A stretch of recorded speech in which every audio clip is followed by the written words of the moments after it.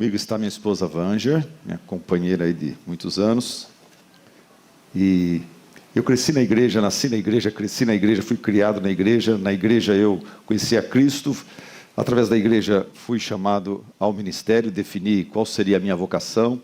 E foi na igreja que eu conheci a minha esposa, Vânia. Ela é de uma outra igreja, passou a vir a congregar comigo, porque a mulher tem que seguir os homens, né? A liderança masculina. Então ela deixou a igreja dela, veio para a nossa. E na igreja a gente criou nossas 4 filhas. E na igreja, minhas 4 filhas encontraram os seus maridos, 4 genros. E dentro da igreja elas estão criando os seus 13 netos. E a gente espera ficar firme na igreja até Jesus voltar, ou quando Ele nos chamar, eu acho que vai ser a igreja que vai fazer meu funeral. Ou vou subir com ela, né? A igreja é uma coisa maravilhosa, gente. Ela forma a gente, né? Eu cresci no interiorzão do estado de São Paulo, uma igreja que, bem simples, mas ali eu já aprendi a escutar um sermão, uma palestra que tem começo, meio e fim. Aprendi algumas palavras diferentes que os meus amiguinhos que não iam na igreja aprendiam. Na igreja eu aprendi que tem que ter ordem, decência, tem que ter organização, tem que ter assembleia, democracia, tem que ter livro caixa, tem que ter entrada, saída e saber fazer uma ata. A igreja ensina a gente muita coisa, ensina a gente a cantar afinado. Você já percebeu que o povo evangélico é mais afinado na sua forma de cantar, né? A igreja é maravilhosa. E eu ia pregar hoje à noite que em Mateus 16, né, que a igreja de Cristo, ela sabe que Cristo é o cabeça, ela adora Cristo, ela sabe que Cristo não é só um exemplo de humano, não é apenas um mestre, mas Ele é o Senhor, é Ele que morreu pela igreja, é Ele que está exaltado no céu, vai voltar para buscar a sua igreja. Ele é o nosso grande, é o irmão mais velho de todos nós. Ele é o nosso mestre, guia, Senhor, Salvador, nosso rei, profeta e sacerdote. E outra coisa é que a igreja sabe que ela está numa batalha contra a incredulidade, contra a mentira, contra o pecado. Então, lá aquele texto fala sobre isso. A igreja também, além de adorar a Cristo e saber que está numa batalha espiritual, ela também sabe que ela administra bem as chaves do reino. Através do evangelho, ela prega o evangelho e convida pessoas, introduz pessoas a Deus, ao reino de Deus. Da mesma forma, os falsos são disciplinados, ou os verdadeiros são disciplinados para que se arrependam e voltem. Mas eu ia trazer uma mensagem mais teológica, mais eclesiológica, mas eu decidi uma mensagem mais inspirativa para o coração de vocês. Minha esposa me ajudou a escolher essa mensagem. E ela falou, domingo à noite, o pessoal está cansado, traz uma coisa mais light, né? Então vamos para uma coisa mais light, da palavra de Deus, Sangar. Vamos falar sobre Sangar, Juízes 3:31. Em Juízes 3:31 você lê este versículo aqui, olha, vamos falar juntos este verso. Sangar, filho de Anate, que feriu 600 homens dos filisteus com uma aguilhada de bois. E também ele libertou a Israel. Muito bom. Igreja Batista Life, pastor Lazzarini, Hélia, pastores, líderes, membros dessa igreja, parabéns, parabéns. Que Deus continue com vocês, sustentando, dirigindo, abrindo as portas, trazendo, adicionando novas pessoas, para que vocês façam diferença nessa cidade, nessa região, no Brasil e fora do Brasil. A nossa igreja tem 66 anos, mas quando você mencionou que começaram com 50 membros, é a mesma história da minha igreja, que celebrou seu aniversário recentemente. Começamos com pouca gente, hoje somos 950 pessoas e precisando de mais espaço. O problema nosso lá é falta de espaço. Vamos começar o 3º culto logo em breve. E eu acredito que isso vai acontecer com vocês, já está acontecendo com vocês aqui, né? Uma igreja saudável, você não precisa trazer circo para dentro, você não precisa criar atrativos, não precisa, inventar coisas para atrair gente. A igreja saudável, naturalmente, ela cresce e frutifica, né? Então, uma igreja saudável, ela cresce numericamente, cresce espiritualmente, e o crescimento numérico, gente, ele traz um outro crescimento, que é o crescimento das necessidades, das demandas, dos desafios. Mais e mais, vocês vão precisar conforme vai chegando mais gente, vocês vão precisar não só de mais espaço, mas vocês vão precisar de mais líderes, pessoas dispostas a servir. Dispostas a servir. Mais e mais, vocês vão precisar de membros dispostos a ajudar os pastores, os diáconos, os líderes dos departamentos que vão se formando. Coloca uma coisa na sua cabeça, a igreja não é uma empresa onde os pastores pagos, que recebem um sustento da igreja, fazem tudo. A igreja não é uma empresa onde os pastores fazem tudo, mas a igreja é uma família, família de Deus, onde cada membro exerce o seu dom, cada membro tem o privilégio de servir, de ajudar. Lá em 1 Pedro 4,10 fala que Deus concedeu a cada pessoa que é salvo, a cada membro da igreja, Deus concede um dom pelo menos. E vocês, diz Pedro, vocês devem usar esse dom para servir uns aos outros, fazendo bom uso da múltipla e variada graça divina. Então todos nós, todos os salvos, todos os membros da igreja, são chamados por Deus para fazer parte da igreja e para servir, usar seu dom, seu talento, servindo a Deus, servindo a própria igreja. Sim, nós somos salvos pela graça, mediante a fé, isto não vem de vós, é dom de Deus. Mas somos salvos pela graça para servir. Nós não servimos para ser salvos, mas sendo salvos, somos chamados para servir por gratidão, por amor, entendendo que é um privilégio servir a Deus. João 15,16 diz assim, palavras de Jesus, ele fala, vocês não me escolheram, mas eu os escolhi, para irem e darem fruto, fruto que permaneça. Eu gosto da forma como o Salmo 100, Velho Testamento, coloca. O salmista fala, celebrai com júbilo ao Senhor, servi o Senhor com alegria. Serve ao Senhor com alegria, invista na igreja de Deus, invista na igreja de Cristo, e faça isso com alegria, sem reclamar, sem ficar contando pontos, sem ficar toda hora falando, olha, eu faço tudo nessa igreja, se não fosse por mim, não fala desse jeito não, serve ao Senhor com alegria, é um privilégio servir. Porém, eu sei que alguns de vocês, conforme forem sendo desafiados e convocados a ajudar o pastor Lazzarini, a ajudar o Timóteo, a ajudar outros líderes dessa igreja, vocês vão ser tentados a tirar o corpo fora, vocês vão ser tentados a dizer coisas do tipo assim, eu não estou pronto ainda, eu sou novo na fé, eu preciso aprender, eu até quero ajudar, mas eu acho que eu ainda não estou na posição de servir, eu só tenho tantos anos de igreja. Ou então pensar assim, eu ainda não tenho o que eu preciso ter para servir a Deus. Calma, um dia eu vou servir a Deus. O que eu desejo fazer para Deus exige certas coisas que eu ainda não tenho, não conquistei. Quando eu conseguir isso, terminar aquilo, quando eu conquistar aquilo outro, pode ficar tranquilo, daí eu vou servir a Deus, vou pegar firme na obra de Deus. Ou então, tem gente que vai dizer assim, quem sou eu para fazer alguma diferença? Eu não sou ninguém, eu não sei falar, igual Moisés, né? Eu não sei falar, eu não sei nada, as necessidades do reino de Deus, as necessidades dessa igreja são tantas, quem sou eu na fila do pão? Quem sou eu para fazer alguma diferença, né? Ou então vai ter gente que vai falar assim, ah, pastor, eu já trabalhei bastante na igreja. Eu estou de cabelo branco, barba branca. Eu estou cansado. Deixa os jovens servirem. Gente, eu fiquei muito desafiado, emocionado quando eu vi Asaf Borba, um cantor evangélico, celebrando 60 anos do seu ministério, viajando para lá e para cá o tempo todo, e gravando e compondo música. Ele faz muito missões fora do país também. E ele escreveu uma música que quando ele pensou, já estava na hora de parar, Deus falou, calma, eu tenho muito mais para você. Ele escreveu uma música com essa letra. Fica tranquilo, eu tenho muito mais, não é hora de parar. O crente não... Esse negócio de aposentadoria, gente, é uma ideia humana. Na Bíblia você não encontra isso. A gente só se aposenta se a gente ficar muito enfraquecido, não tiver mais condições e alguém precisa cuidar de nós. E mesmo assim, na cama, ali no leito, você pode ser uma bênção, como muitos idosos são para as pessoas que os cuidam.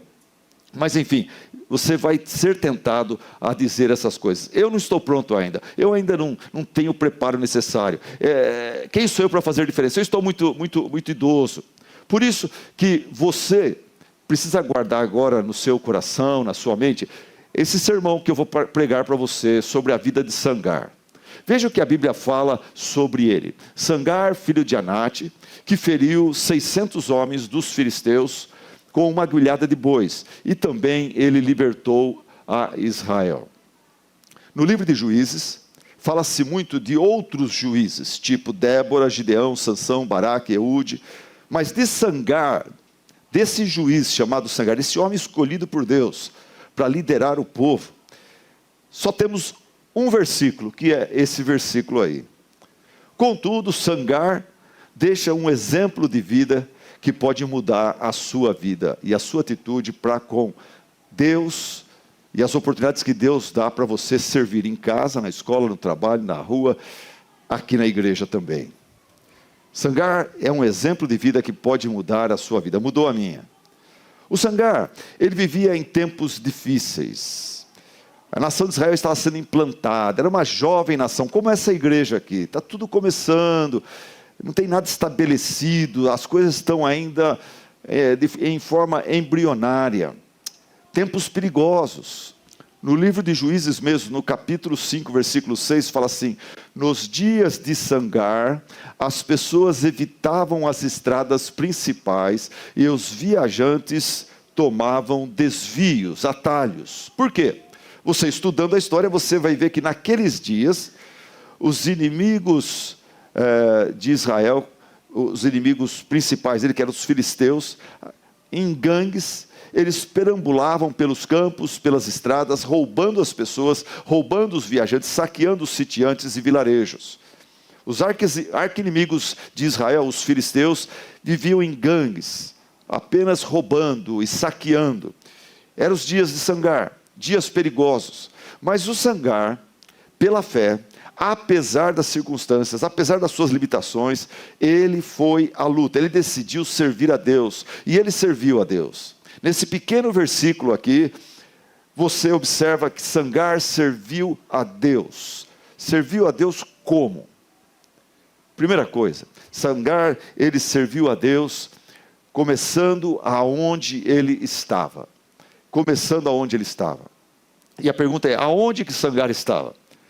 Irmãos, pelo versículo, tudo indica que ele não estava na capital, em Jerusalém, ele não estava no palácio do Planalto, ele não estava no palácio do rei.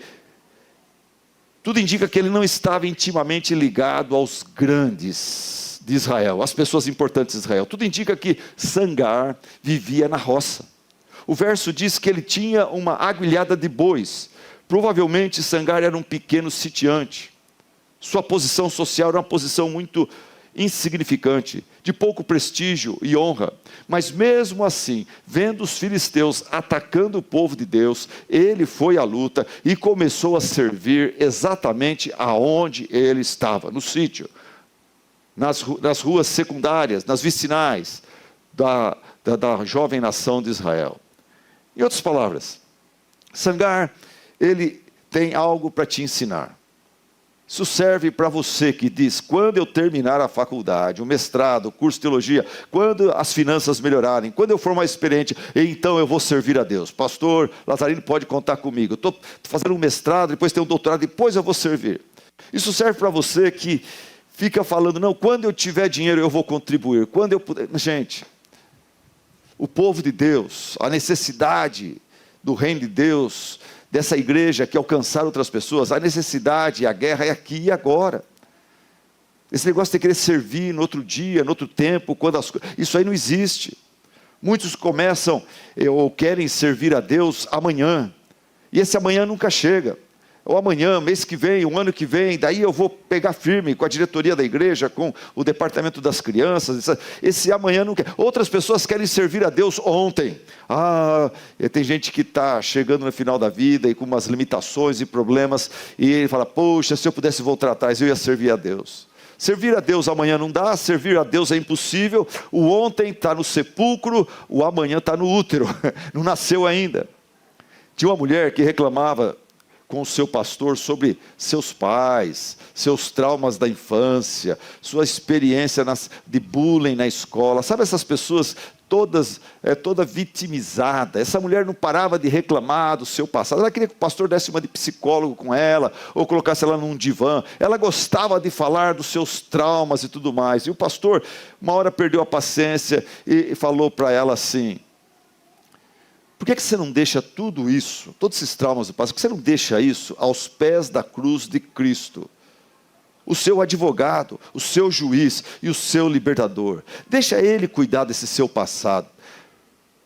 No seu coração, libera perdão para seu pai, sua mãe, professor, amigos não crentes que zombavam de você. Libera o perdão, você não precisa dar para eles. Se um dia eles se arrependerem, vierem, daí você entrega esse perdão. Mas libera o perdão, deixa essa mágoa aos pés da cruz de Cristo. Usa isso como uma forma de cultuar a Deus e confiar no seu Salvador, no seu advogado, juiz e libertador. E o pastor continuou dizendo para ela: senhora, o passado só presta como trampolim e não como cadeira de balanço. A palavra diz: deixando as coisas que para trás ficam, eu prossigo para o alvo, para o prêmio da soberana vocação. O apóstolo Paulo tinha muitas coisas do seu passado, das quais ele se envergonhava. E ele fala: eu decidi deixar o passado para trás, porque eu já me arrependi, Deus me perdoou. Se eu ficar só curtindo o remorso, o arrependimento, eu não vou fazer nada da vida. Eu tenho que deixar as coisas boas e ruins do passado lá atrás, e prosseguir, caminhar. E Davi falou: este é o dia que o Senhor fez, este é o dia que o Senhor fez. Regozijemos e nos alegremos nele. Não no ontem, não no amanhã, mas vamos se alegrar hoje e no hoje. Irmãos, Cristo, Ele é a chave que tranca os pesadelos de ontem e liberta os sonhos e oportunidades do amanhã. O nosso amigo Sangar começou aonde ele estava. Primeira lição, ele começou onde estava. Esse negócio de daí eu vou pegar firme com Deus, daí eu vou começar a ler a Bíblia, daí eu vou servir o Senhor. Isso é papo furado. O melhor dia para você obedecer o Senhor e começar a servi-lo é hoje. Lá no livro de Hebreus, eu estou pregando através do livro de Hebreus, tem um versículo que eu gosto muito, fala: hoje, se ouvirdes a voz do Senhor, não endureçais o vosso coração. Não é amanhã, não é semana que vem, não é o mês que vem. A pessoa que fala: eu vou obedecer, eu vou parar de fumar, o mês que vem, o ano que vem, essa pessoa está brincando. Se o cigarro não presta, horário melhor para parar com ele é agora, é aqui, e não o ano que vem, semana que vem, amanhã. Esse negócio de amanhã é desobediência protelada, colocada para frente, jogada para frente. Na verdade é uma forma de desobediência. Mas vamos lá, ele começou onde estava. O que mais? O tal do Sangar, ele usou o que ele tinha. Ele começou onde estava e ele usou o que ele tinha. A pergunta que eu faço para vocês, universitários, é: o que Sangar tinha, de acordo com aquele versículo que nós vimos? Ele tinha o quê? Ele tinha diplomas, ele tinha treinamento militar, curso de artes marciais, ele tinha um batalhão de homens super bem preparados, ele tinha lanças, espadas laser, cavalos velozes. O Sangar, por acaso, tinha poder de operar milagres, como Eliseu, Elias. Ele tinha autoridade para amarrar o inimigo? Não, ele tinha uma agulhada de bois, ele tinha um ferrão de tocar bois. E a pergunta que eu faço é: e você? O que você tem hoje já? O que você tem que você poderia servir a Deus? Quais são as bênçãos, os privilégios, dons, talentos? Quais são os bens materiais que você já tem e você poderia usá-los para servir a Deus? Você tem um corpo, você tem mãos, você tem pernas, você tem saúde, inteligência, você tem um lindo sorriso. Por que você economiza esse sorriso? Chega aqui na igreja com uma cara meio fechada. Usa esse sorriso para abençoar as pessoas, né? Vai lá, dá um sorriso, vai. Aí, ó, você fica muito mais bonito, muito mais simpático, tá? Então usa esse sorriso. Você tem capacidade de ler, aprender, observar, pensar, avaliar, fazer amigos, colegas, conhecidos. Você tem liberdade, você tem oportunidades de opinar, de influenciar a outros. Muitos de vocês têm uma bicicleta, muitos de vocês têm um carro, uma moto, uma casa. Vocês têm algum dinheiro, vocês têm livros, vocês têm um computador, um iPhone ou um smartphone. Você tem acesso ao mundo inteiro, um dom, você tem alguns talentos. Que tal consagrar todas essas coisas e começar a usá-las para a glória de Deus, para o serviço do Senhor, para o crescimento da igreja, para a edificação da igreja, para a salvação dos perdidos. Você tem imaginação, você tem criatividade. Desenferruje a sua criatividade, a sua imaginação. Volte a usá-la. Um irmão que apareceu na minha vida há muitos anos atrás, ele estava na Igreja Batista de Atibaia. Ele se aposentou como professor de educação física, já estava com 70 anos, a esposa morreu. E ele começou a ficar deprimido. E daí, orando a Deus, pedindo que Deus tirasse a depressão e tudo mais, ele sentiu que o Espírito Santo falou para ele: olha, em vez de ficar chorando, lamentando, você está próximo de voltar, de ir também para a presença de Deus, encontrar sua esposa outra vez. Então, aproveita o tempo que você tem aqui, agora sem a esposa, aproveita e investe esse tempo na salvação de crianças, de jovens, adolescentes. E aí ele olhou para uma sala que ele tinha lá, bastante tralhas, ele tinha várias raquetes de tênis, e bolinhas de tênis velhas, e ele teve a ideia de ir num bairro pobre, e começar a dar aulas de tênis para as crianças de um bairro carente. E essa ideia, Deus abençoou, ele falou com mais algumas pessoas, tinha alguém que conhecia a pessoa lá da prefeitura, encarregado de esportes, conseguiram um terreno emprestado da prefeitura, a prefeitura deu uma ajeitada no lugar, ele conseguiu doações de uma empresa para comprar as redes, comprar mais bolinhas, mais raquetes, uniformes, de uma outra empresa ele conseguiu lanche para os tantos dias que ele ia dar aula lá, e nesse bairro bem populoso, bem carente, onde tinha uma igrejinha que não ia para frente, lá uma igreja batista em bairro carente, é difícil crescer, porque num bairro carente, normalmente as pessoas gostam mais de igrejas pentecostais e neopentecostais, mas junto com essa igreja, ele começou essa escolinha de tênis, a prefeitura cercou o lugar, ele tinha uniforme, e ele tinha uma limitação, só 70 crianças, e ele conseguiu depois a ajuda de mais alguns jovens que estavam fazendo educação física, precisavam ter um período de experiência ali, né? Como é que fala? Estágio. E o projeto cresceu, engrossou, né? E o legal é que as crianças que chegavam lá e eram indisciplinadas, e eram desrespeitosas, ele cortava do programa e colocava o próximo que estava na fila. Então, o programa ficou assim muito respeitado. Esse homem foi à minha igreja em Tupã para nos ensinar a fazer um projeto igual lá. E eu levei ele para esse bairro carente, populoso e tudo mais. A gente tinha da prefeitura o direito de usar lá uma escola. E eu notei que o Laerte chegou lá para falar com aquele bando de crianças. Eu tentava falar com aquelas crianças, eu ficava até frustrado, eu ficava rouco, eu gritava, porque era um galpão enorme, uma quadra enorme, e aquelas 100 ou 80 crianças, para juntá-los, crianças indisciplinadas, sem pai, sem mãe. Então eu gritava: silêncio agora, eu sei o que tem, e tal. Tinha caixinha de som para a gente. Criançada, quem não ficar quieto não vai ganhar isso. Sabe aquelas chantagens? O Laerte chegou lá com as raquetes, tal, as crianças já ficaram atentas. Ele ficou com a raquete, ficou assim, e ficou só olhando para as crianças, até as crianças ficarem quietinhas. Ele já me ensinou uma lição.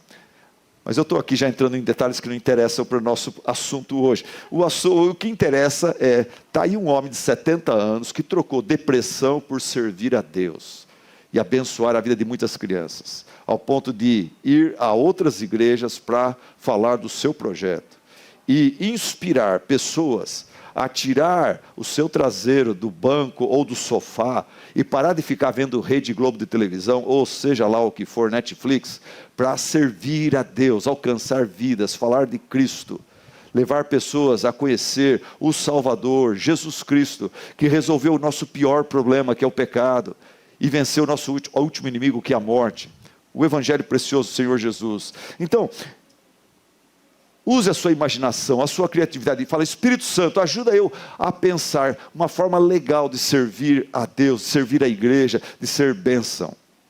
Ouvinte, o que você tem e o que você é, lhe foi dado por Deus para ser usado para a glória de Deus. Foi dado por Deus para ser usado para a glória de Deus. Comece a servir a Deus aonde você está, usando o que você tem. O que mais? Aqui eu estou apertando, está tudo errado. Aqui, vamos lá. Ixi, Aqui, ele está indo para... Ele só foi para cá, desculpa. É ali, né? Voltou. Está aqui. Ok. Vamos lá, então. Nossa, eu não costumo usar isso aqui. Na minha igreja tem uma pessoa que faz isso para mim, sabe? O pastor precisa treinar alguém para fazer isso. Então aqui está. Ele começou onde ele estava, ele usou o que ele tinha, e em terceiro lugar, nosso último ponto é, ele fez o que ele podia. O versículo fala que ele começou onde estava, fez usou o que ele tinha, e ele fez o que ele podia. Ele fez o que ele podia. Como eu falei, a nação de Israel naquela fase, aquele início, como nação, na terra prometida, ela provavelmente tinha 1001 necessidades. Infraestrutura, na área de educação, na área de finanças, na área de segurança. Mas Sangar não se preocupou em suprir todas as necessidades. O que foi que ele fez? Ele trabalhou numa questão que para ele era gritante. Esses inimigos, esses arqui-inimigos de Israel, os filisteus. Ele falou, eu vou ajudar a segurar essa barra.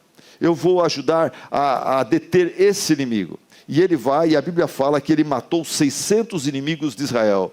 Dessas gangues, ele matou 600. Ele provavelmente era bom de luta, ou de guerra, ou de...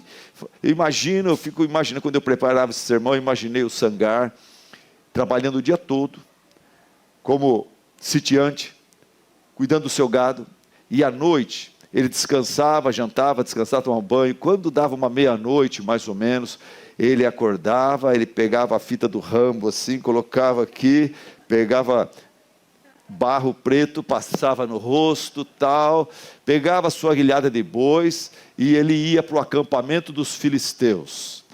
Ele via aquela fumacinha lá longe, ele chegava lá, os filisteus tinham se embriagado até altas horas da noite, estavam todos em volta de uma fogueira que estava fumegando, e eles embriagados, e ele ia lá e 1, 2, 3, e numa noite ele matava 8, 10, 15, e a Bíblia fala que através da vida dele ele matou os 600 inimigos de Israel, deixando esses filisteus assim assustados, espertos, talvez mais retraídos.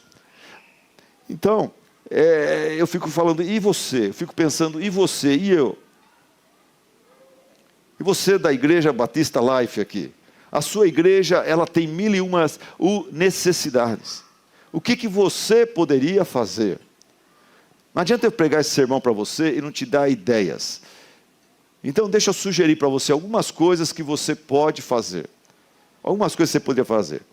Coisas que, se eu fosse o pastor Lazzarini, eu louvaria a Deus se um irmão falasse, pastor, eu ouvi o sermão do pastor Silas no aniversário da igreja, e eu decidi, a partir de hoje eu vou ser um Epáfras. A palavra Epáfras, o nome Epáfras, significa gracioso. Ele era um membro fundador na igreja de Colosso. É um homem de oração e fiel cooperador. Olha que delícia você ter na igreja vários homens de oração e cooperadores fiéis. Dá o culto de quinta-feira, o culto de oração, não sei que dia que é aqui, dá a escola bíblica dominical, ele está sempre lá, ele é um fiel cooperador. Aonde a igreja estiver reunida, ele coloca as programações da igreja como prioridade para a sua vida. Um Epáfras, eu vou ser um Epáfras, vou ser um membro que o pastor sabe, se não vier ninguém, eu estarei lá para ouvir o sermão dele, para participar da reunião que ele promover do culto.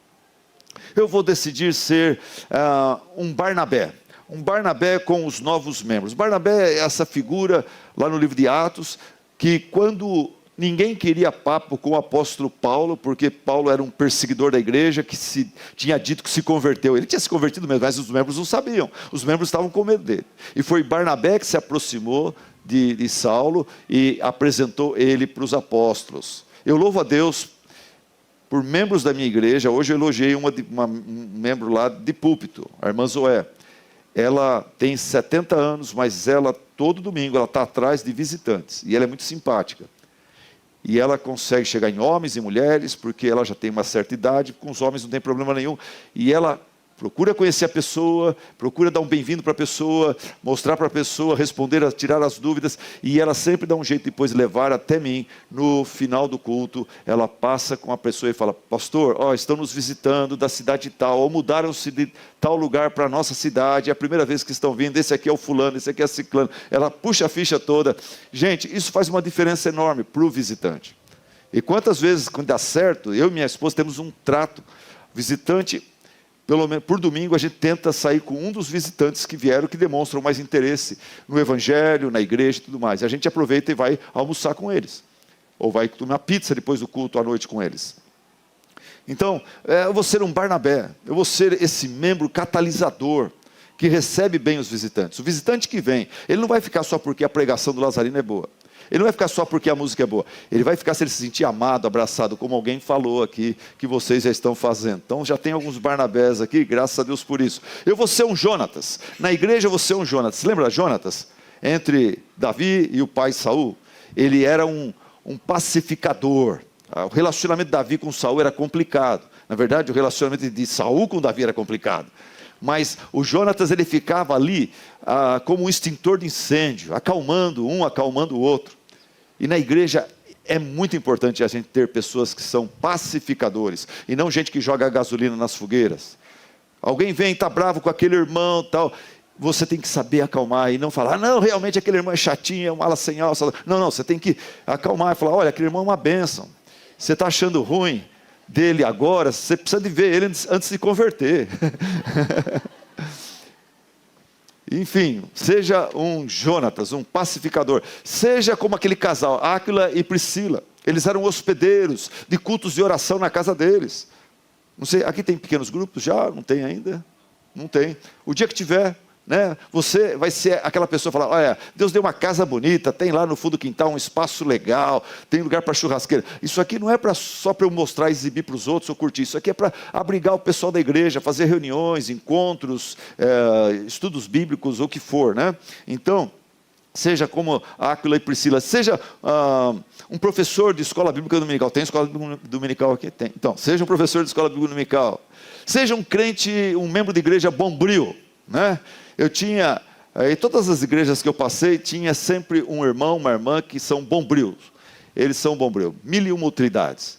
Eu lembro aqui de um lá de Tupã, onde eu pastorei 16 anos. Tinha um camarada que ele dirigia o culto, ele pregava, ele cantava, ele tocava, ele levantava ofertas, ele fazia aconselhamento, se precisasse, ele substituía o tesoureiro, ele limpava as cadeiras, ele trocava a lâmpada. É o crente que está disposto a fazer tudo. Aquele camarada que chega na igreja assim, ele dá uma olhada em tudo. Por que o ar não está ligado? Por que a luz está apagada? Por que está piscando aquilo? Precisamos consertar isso aqui. É um camarada que está antenado. Ele ama a igreja e ele vê as necessidades. Ele é proativo. Seja uma pessoa assim, um crente bombril. Toda a igreja precisa de alguém assim. Seja um introdutor sorridente. Quando eu cheguei aqui, tinha 12 introdutores ali que me deram medo, né? Tem um ali, um careca ali, ele é forte e tal, me deu medo, mas ele abriu um sorriso. Daí eu falei: opa, ele é amigável, ele não vai me atacar, né? Então, seja um introdutor sorridente. A igreja precisa de gente que sorri e recebe bem as pessoas. Seja um líder de adolescentes, jovens, casais. Seja um evangelista. Seja um diácono, um tesoureiro, uma secretária. Seja um levita, levando a igreja a adorar a Deus em espírito e em verdade. Apesar que esse termo levita, vocês sabem que, né, levita não é só tocar aqui, né? Levita também é limpar, cuidar e tudo mais. Naquele tempo do Antigo Testamento, o levita não ficava só tocando e cantando e louvando a Deus, não. Ele trabalhava no templo também. E hoje a gente fala de levita, o artista, né, da igreja. Então, não seja um levita do tipo do Velho Testamento mesmo, né? E trabalha na mesa de som, no berçário. Seja um encorajador. Seja um encorajador. Hoje eu terminei de pregar, passaram pessoas me elogiando, encorajando eu com a mensagem, a falar mais daquele assunto. E eu até falei para minha esposa, uma coisa que me animou foi uma irmã que falou: olha, obrigado pela oração que você fez antes do sermão. Porque eu sei que tinha algumas pessoas que estão muito tristes na minha igreja. A maioria está tudo alegre, feliz, mas tinha 3, 4 famílias que estão passando por uma fase muito difícil. E a música foi muito apropriada, então eu falei: eu não vou entrar no sermão, vou aproveitar. Vamos interceder por esses que estão entristecidos. E essa irmã, acho que, eu não sabia, mas ela é o caso, e ela me agradeceu por isso. Seja um encorajador, encoraja seu pastor, encoraja os seus líderes, encoraja os membros da igreja, tenha sempre uma palavra boa nos seus lábios. Uma dica boa para você: ore a Deus, Senhor, como é que eu posso te servir na minha igreja e não ser só um espectador? E não ser só um crente que é servido. E daí fala: Deus, mostra para mim, aonde que eu posso trabalhar, onde que é meu dom, que eu me encaixo, meu dom, meu talento, quem que eu posso... Você não precisa ser o chefe, você não precisa ser o líder. Você apoia um camarada, chega para alguém que é líder já e fala: olha, quando você precisar de algum voluntário, de alguma, você dá um toque para mim, eu estou aí. Uma dica que eu dou para você é o seguinte: conforme você vem para o culto, conforme você anda com essa igreja aqui, o que é que mais te incomoda? O que é que mais você sente falta? Qual é a parte mais fraca da sua igreja hoje? Se disponha a trabalhar naquela área. Se disponha a trabalhar naquela área. Chegou um casal do Pará na minha igreja, o Gustavo e a Camila. Chegaram, ainda não têm filhos, chegaram há 3 anos atrás na igreja. E ele, sempre nos cultos, camarada que vem sempre, um casal bem comprometido. E eles, de repente, perceberam que o nosso departamento infantil não estava legal. Tinha reclamações, tinha gente mudando para outras igrejas, porque o nosso berçário estava ruim, nosso departamento infantil estava fraco, estava já gasto o negócio. E esse casal decidiu abraçar o departamento infantil. O legal é ver um homem falando: eu vou cuidar do departamento infantil. E ele começou um movimento entre as nossas crianças. E o legal é que quando alguém se levanta e começa a fazer com gosto e vontade, outros casais jovens também se prontificaram de ajudá-los. Ficaram se sentindo inspirados. Então hoje nós estamos com 40 crianças, foi para 80, está indo para 100, e nós estamos com falta de espaço para as nossas crianças. Porque alguém está trabalhando com alegria, com prazer, com organização, trouxe um projeto que a igreja aprovou e está sendo uma bênção. O que mais te incomoda? O que você sente falta? Em vez de ir para casa, na pizza ou na macarronada hoje, ficar reclamando: o culto do aniversário foi legal, mas não gostei daquilo, nossa, a igreja está ruim naquela parte. Em vez de ficar reclamando e murmurando, fala: eu vou ajudar, eu vou me prontificar, eu vou orar a Deus, eu vou desafiar outras pessoas e nós vamos resolver essa fraqueza dentro da nossa igreja. Mas, ok, se você decidir fazer isso, eu diria que você precisa aprender 3 coisas. A primeira coisa, que se você for resolver alguma coisa e servir a Deus com alegria na sua vida, você precisa aprender a transformar, você precisa aprender a trabalhar e trabalhar duro. Nada vem de graça.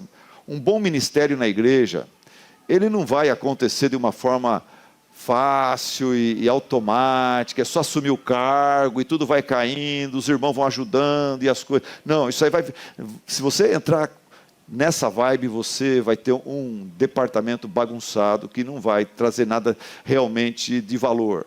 Nada vem de graça. Um tal de Arthur Williams, executivo famoso na área de seguros, ele fala assim, que trabalhando duro, você supera 50% dos candidatos a um determinado emprego. Se você vai estar participando de um concurso, se você estudar legal mesmo, você supera 50% das pessoas. Se você for íntegro e honesto, você supera outras 40% de pessoas. Então, quando você está numa empresa trabalhando, se você só trabalhar duro e for honesto e íntegro, você já é melhor que 90% das pessoas.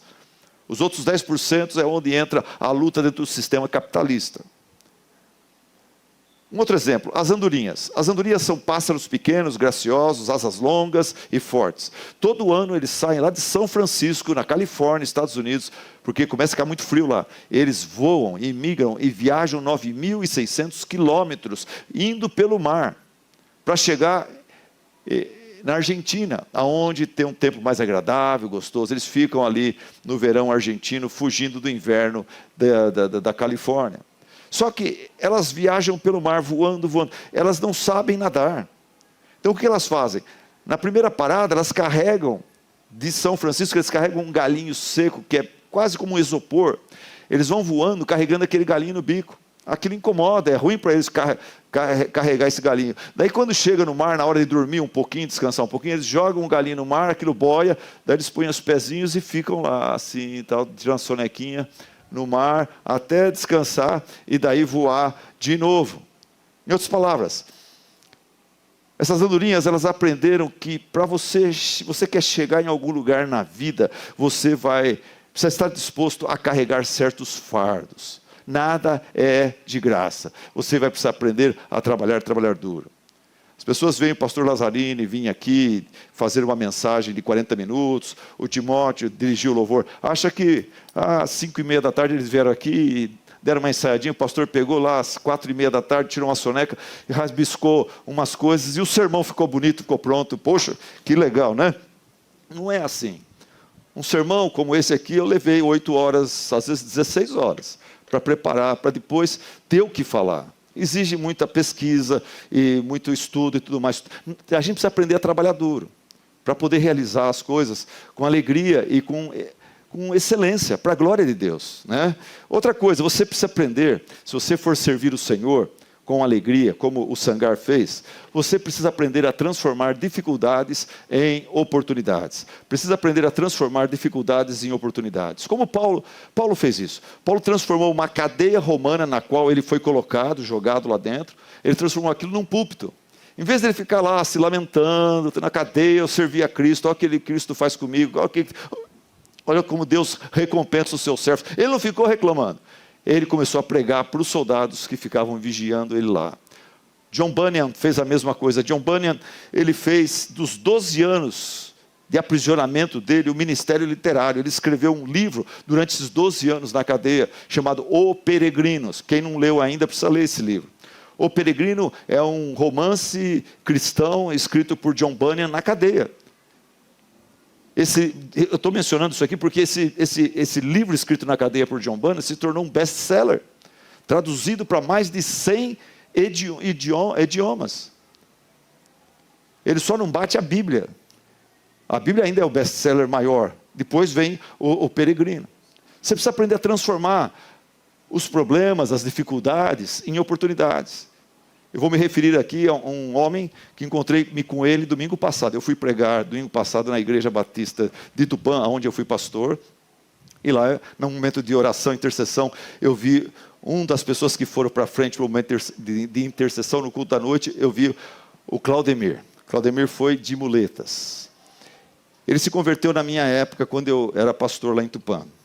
E o Claudemir veio de muletas para a nossa igreja e ele falou: Silas, eu passei por muita igreja pentecostal que prometeu que Deus ia me curar, e eles me iludiram, e eu só tive frustração e desilusão. Essa aqui é a primeira igreja que me dá uma orientação espiritual que faz sentido. E ele conheceu o Evangelho, ele entendeu que Deus é soberano, que todas as coisas estão nas mãos de Deus, que se Deus fez ele, permitiu que ele ficasse daquele jeito, Deus podia usá-lo daquele jeito, para a glória de Deus. E sabe o que Claudemir fez? Assim que ele leu vários livros, estudou, a gente discipulou ele começou a preparar os estudos, e baseados no seu testemunho. E ele começou a ir nos centros de atenção psicossocial, o tal do famoso que todo mundo chama de os CAPS. Ele conseguiu permissão, autorização da nossa igreja, autorização deles, e ele ia no CAPS, aquelas pessoas que estão jogadas lá pela família, estão com pouca esperança, estão cheios de traumas e reclamações e sentimentos de vitimização. E ele chegava lá, o púlpito dele, ele falou: meu púlpito é minha muleta. Quando eu chego lá, e eu estou de boa, com a Bíblia na mão, com a muleta ali, e eu começo a falar de Jesus, eles me escutam, eles me respeitam, porque eles não têm muleta. E eles não querem trabalhar, eles não querem isso, eles estão cheios de reclamações. E quando eu começo a falar do amor de Deus, eu começo a falar da pessoa de Cristo, do poder do Evangelho que transformou a minha vida, e que eles veem que eu sou feliz, eu sou resolvido, eu tenho uma família, eu tenho um ministério, eu tenho uma igreja, eles tendem a me ouvir muito melhor do que se fosse uma pessoa lá como o pastor Silas, por exemplo. Tudo normal, entra lá, a pessoa fala: você está falando de Deus, é porque você está bem, olha. Mas a muleta dele se transformou no púlpito dele. Enfim, tem vários exemplos que eu poderia dar sobre isso.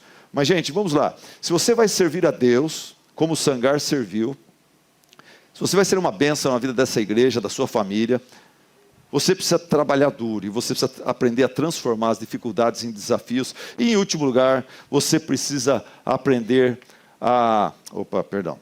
Você precisa aprender a não desistir. O problema da maioria das pessoas, eles têm boas resoluções e iniciativas, mas eles não perseveram, eles desistem. Minha esposa teve uma escola de inglês por vários anos, e muitos dos alunos que começam não perseveram. Eles vão. Quando eles estão começando a desabrochar no inglês, eles desistem.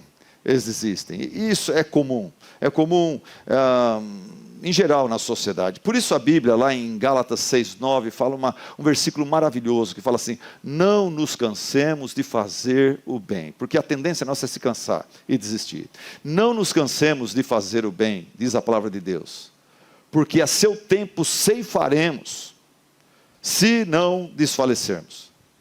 Não nos cansemos de fazer o bem, porque a seu tempo ceifaremos. O Senhor vai nos abençoar, se não desfalecermos. Quantos pastores começam um ministério, uma igreja, e luta. Quando Deus vai abençoar o pastor, não sei por que dá uma coisa na cabeça dele, ele vai embora. Ele desiste. E ele perde a colheita. Não desista. A Bíblia fala sobre Enoque. A Bíblia fala que Enoque foi um servo de Deus que viveu inserido numa sociedade extremamente corrupta e promíscua.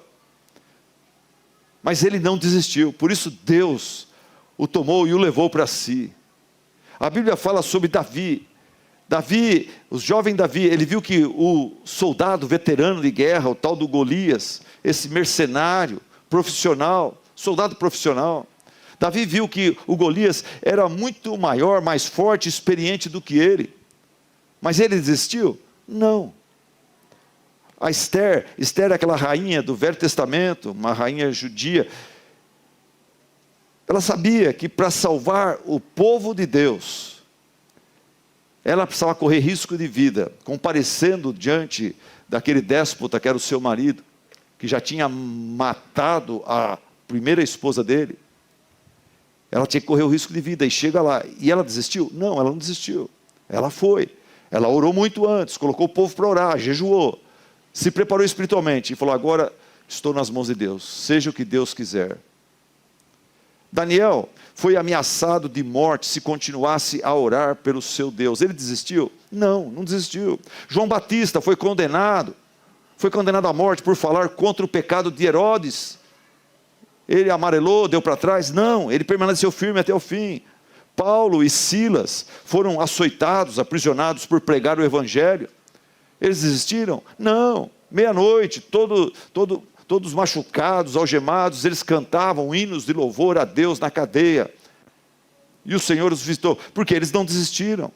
Jesus Cristo no jardim de Getsêmani, ele viu o cálice da ira de Deus se aproximando, e Deus pronto para entregar esse cálice da condenação de todos os nossos pecados contra Deus. Quando ele viu aquele cálice chegando próximo dele, ele agonizou diante daquele cálice, da perspectiva de morrer publicamente na cruz, sendo torturado, sendo humilhado e assumindo diante de Deus os nossos pecados. Ele agonizou, ele suou gotas de sangue. Mas ele desistiu? Não. Graças a Deus, Jesus não desistiu. Irmão, irmã, a luta está difícil, você está pensando em desistir? Não desista. Jesus fala para você: tente outra vez, não nos cansemos de fazer o bem, porque a seu tempo ceifaremos, se não desfalecermos. Você que já está servindo a Deus, a sua casa, talvez uma situação difícil, ou aqui na igreja, ou no trabalho, você está representando o Senhor de uma forma contundente, uma forma firme. Os homens lá não estão reconhecendo o seu serviço, na igreja não estão reconhecendo o seu serviço, em casa, o Senhor Jesus Cristo diz para você: irmã, irmão, seja firme, inabalável, sempre abundante na obra do Senhor, sabendo que no Senhor o vosso trabalho, o seu esforço, o seu ministério não é em vão. Não é em vão. Os obstáculos à frente, as críticas por trás estão te machucando, fazendo você chorar. Olha o que a palavra diz para você: os que com lágrimas semeiam, com cantos de alegria ceifarão. Quem sai andando e chorando enquanto semeia, voltará com júbilo, com alegria, trazendo os seus feixes. Você está exausto, você está cansado, sem forças para lutar. A Bíblia fala: olhe para Cristo, considere atentamente o Senhor Jesus, que suportou grande oposição dos pecadores contra si mesmo, para que vocês não se cansem e nem se desanimem. Olhe para Deus. O Velho Testamento fala: você está desanimado? Olhe para Deus, porque Deus faz forte ao cansado, Ele multiplica as forças ao que não tem nenhum vigor. Os jovens se cansam e se fatigam, e os moços de exaustos caem, mas os que esperam no Senhor renovam as suas forças, sobem com asas como águias, correm e não se cansam, caminham e não se fatigam. Amado, não se esqueça, você foi salvo pela graça, mas para as boas obras que Deus preparou para nós de antemão. Celebrai com júbilo ao Senhor, servi ao Senhor com alegria. Não fica só assistindo, não fica só dou dízimo e deixa o pastor, os outros fazer tudo, e eu não faço nada. Você tem um dom, você tem um talento, serve o Senhor com esse dom, com esse talento. Serve o Senhor, e serve ao Senhor com alegria, sem reclamar. É um privilégio você fazer parte da equipe de Cristo, da sua igreja. E faça isso, começando onde você está, usando o que você tem e fazendo o que você pode. Amém? Eu não poderia terminar esse sermão sem dar essa palavra aqui. Num culto como esse, tanta gente aqui, com um pastor, é possível, eu sei, que talvez tenha alguém aqui hoje que está derrotado por causa de um pecado cometido, ou um pecado que está te derrubando, dia após dia, vez após vez. Eu sei como que é isso. Como filho de pastor, a vida toda em igreja, cultos de domingo à noite como esse. Como era horrível quando eu estava ali tentando cultuar a Deus e ao mesmo tempo tentando racionalizar o meu pecado, tentando explicar o meu pecado, tentando inventar uma desculpa para o meu pecado. E a palavra de Deus é clara, ela fala: aquele que encobre as suas transgressões jamais prosperará, mas o que abandona e deixa, o que se arrepende e deixa e confessa, alcança misericórdia. Eu sei que não é fácil. Quando você está nessa luta, o diabo fica sussurrando durante o culto coisas para você, fica sussurrando palavras desanimadoras, porque o diabo não quer que você persevere, o diabo não quer que você seja levantado e restaurado por Deus, ele quer que você desista. Mas eu estou aqui para falar para você, em nome dessa igreja, em nome do Senhor Jesus: se você está caído no pecado, olhe, lembre-se da graça de Deus, olhe para o Senhor Jesus Cristo, arrependa-se, confesse o seu pecado, e Cristo vai te perdoar, Ele vai te justificar. Eu gosto da ilustração do famoso pastor Billy Graham, esse evangelista que levou o evangelho de Cristo em vários lugares do mundo, faleceu recentemente. Uma vez esse grande pregador do evangelho, ele estava dirigindo e ele foi parado por um policial rodoviário, porque ele estava dirigindo 10 milhas acima do limite permitido. E era um lugarejo nos Estados Unidos, onde com aquela violação ele não podia simplesmente pegar uma multa e ir embora. O policial rodoviário falou: você vai ter que comparecer diante do juiz. Ele teve que voltar, ir para uma cidadezinha lá, e chegar na pracinha, tinha o fórum, e ir lá falar com o juiz. Isso é o costume. A gente vê isso em filmes americanos acontecendo sempre. E agora, que vergonha, esse pastor evangelista diante do juiz, porque estava quebrando uma das leis do país. E o juiz reconheceu o pastor Billy Graham e falou assim: pastor, você está sendo acusado de dirigir 10 milhas por hora acima da velocidade permitida. Você é inocente ou culpado? E Billy Graham, arrependido, envergonhado, baixou a cabeça e falou: Senhor Merentíssimo, eu sou culpado, eu sou culpado. E o juiz bateu o martelo e o condenou a pagar $10 por cada milha que ele ultrapassou do limite. E depois o juiz deixou a sua cadeira, deixou o seu manto, desceu, deu a volta, ficou ao lado dele, abriu sua carteira, tirou os $10 dele, pagou e falou: pastor Billy Graham, vamos almoçar juntos. Abraçou ele, saiu e foram comer num restaurante próximo do lugar lá. E Billy Graham contou isso aí e falou assim: é assim que Deus trata os pecadores arrependidos. Na sua justiça, Ele declara a nossa culpa, a nossa condenação, a nossa penalidade. E se a gente se arrepende, confessa,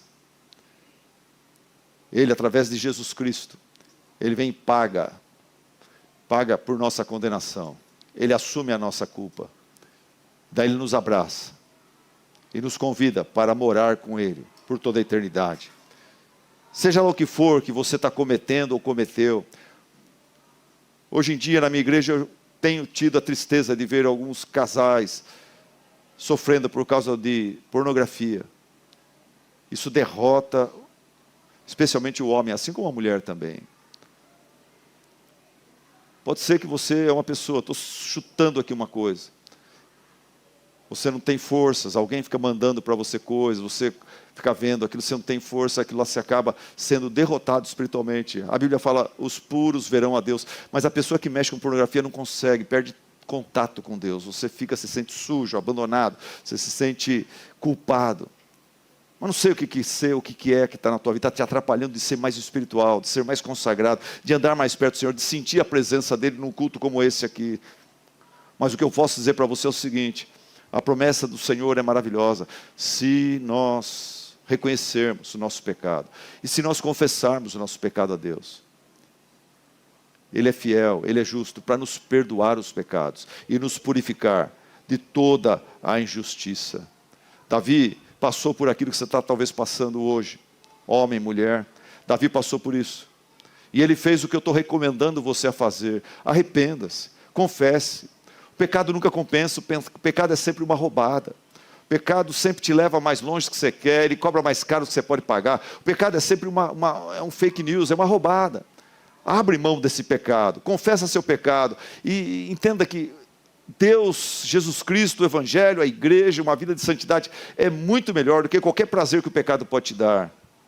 Davi, ele cometeu um pecado horrível, ou vários pecados horríveis, mas ele se arrependeu, ele seguiu aquilo que eu estou recomendando você a fazer. E é maravilhoso, quando ele confessou seu pecado, quando ele jogou aberto com Deus, ele sentiu a paz de Deus, ele foi perdoado. E daí ele escreveu o Salmo 32, onde ele fala: como é feliz o pecador cuja transgressão é perdoada e cujo pecado é coberto. Como é feliz aquele a quem o Senhor não atribui iniquidade, em cujo espírito não há engano. Enquanto eu, Davi, calei, procurei racionalizar e esconder os meus pecados, envelheceram os meus ossos pelos meus constantes gemidos todo dia. Enquanto eu não abri, não joguei aberto com Deus, eu comecei a passar mal, minha alegria foi embora, eu comecei a ter problemas físicos, é isso que ele está falando. Por quê? Porque a tua mão, a mão de Deus pesava dia e noite sobre mim, e o meu vigor, a minha energia, a minha vitalidade secou, como no calor do verão. Mas, graças a Deus, eu confessei o meu pecado, e a minha iniquidade não mais ocultei. Eu disse: confessarei ao Senhor as minhas transgressões, e tu, Senhor, perdoaste a iniquidade do meu pecado. Aleluia, glória a Deus.